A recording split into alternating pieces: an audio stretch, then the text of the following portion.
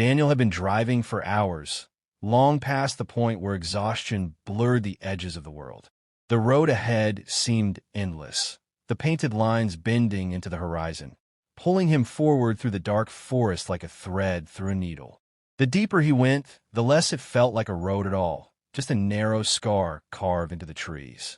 The radio was dead static. His phone had no signal, and the only sound was the steady hum of the engine. He hadn't meant to be out here. The highway had been closed for construction, forcing him onto back roads he didn't recognize. But worse than being lost was what had been happening for the past 3 nights. At exactly 2:13 a.m., his phone would ring, always from an unknown number. And when he answered, he would hear his own voice, sometimes whispering, sometimes laughing, sometimes begging. The words were different each night, but the tone was always the same: desperate, fractured, wrong. Tonight, the phone had been silent. That should have been a relief, but the quiet felt heavier than any call. The buzz of vibration broke it. Daniel flinched, his eyes darting to the glowing screen on the passenger seat. A map app had opened by itself, the blue arrow twitching across the screen. The voice of the GPS cut through the static of the dead radio, sharp and mechanical. Turn left. Daniel frowned, glancing out the windshield. A dirt road branched away from the pavement, swallowed by black trees. He shouldn't have listened, but something inside him, a dull pull in his chest, urged him forward. He slowed the car and made the turn. The forest thickened almost immediately. The trees leaned overhead, their branches arching together, forming a jagged tunnel.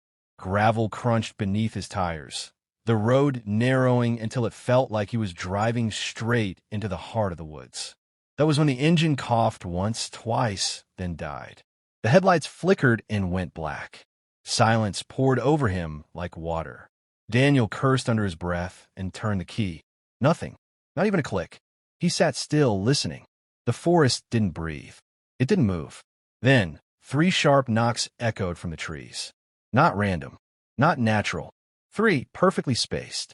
His skin prickled cold. He stepped out, the gravel snapping beneath his boots. The air smelled of damp earth, but also faintly of iron, like rust or blood. "Hello." His voice cracked. No answer.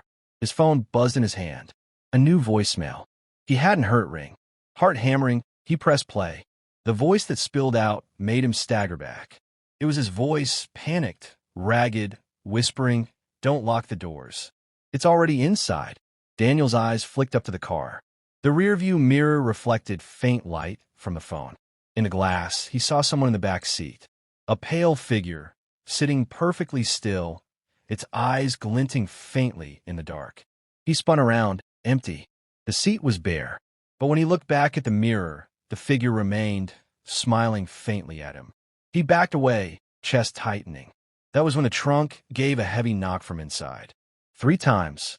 The sound shot through him like lightning. He dropped the phone and bolted into the woods, branches clawing at his face and arms. The ground was uneven, roots snagging his shoes, but he didn't stop. He didn't dare. Behind him, the knocking followed. Not from one place, but many, echoing through the trees, bouncing closer no matter which direction he ran. 3 sharp raps. Silence. 3 more. Faster. Louder. His breath tore at his throat as he stumbled to a stop. The woods closed in, so dark it felt like standing underwater. He raised the phone light with trembling hands, sweeping it across the trees. For a moment, there was nothing. Then, between the trunks, figures flickered in and out of sight. Dozens of them. Too still to be alive, too solid to be shadows. Each time his light passed, they seemed to step closer. Daniel turned in a frantic circle. "Please," he whispered to no one. "Please, let me out." The GPS voice buzzed from his dropped phone on the forest floor, warped and broken, words glitching as if repeating on a loop. "Turn left. Don't look back. Turn left. Don't look back." His pulse thundered in his ears. He ran again, deeper into the forest, tripping, bleeding, his breath coming in ragged bursts. The knocking followed. Louder. Faster. Until suddenly, the trees opened into a clearing. At its center sat his car. His stomach dropped. He had run in circles. The headlights glowed faintly, though the engine was dead. The trunk trembled, as if something inside were pounding to get out. Slowly, the lid creaked open. Darkness spilled from it, blacker than the night around him. And from that darkness, a figure began to climb. Not rushing, not attacking, simply rising. It was him. Daniel's knees nearly buckled. The thing that pulled itself from the trunk was his exact reflection. Face pale, eyes wide, but smiling, as if amused by his terror. It stepped toward him, moving casually, tilting its head as though studying him. Daniel stumbled back. No, his voice broke. You're not real. The double smiled wider. I told you not to lock the doors. The sound of knocking swelled again, surrounding the clearing.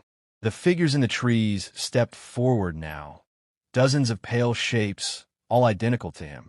Their faces his face. Their voices his voice, whispering in unison. Don't look back. Don't look back. Don't look back. Daniel tried to run, but the clearing held him like a cage. He dropped to his knees, clutching his ears, eyes squeezed shut. The whispers grew louder, merging into a roar. He forced his eyes open and saw himself standing directly in front of him. Not pale, not smiling, just him, terrified. For a split second, he wondered if he was the copy, if he had always been. Then the forest collapsed into blackness, and there was nothing left but silence.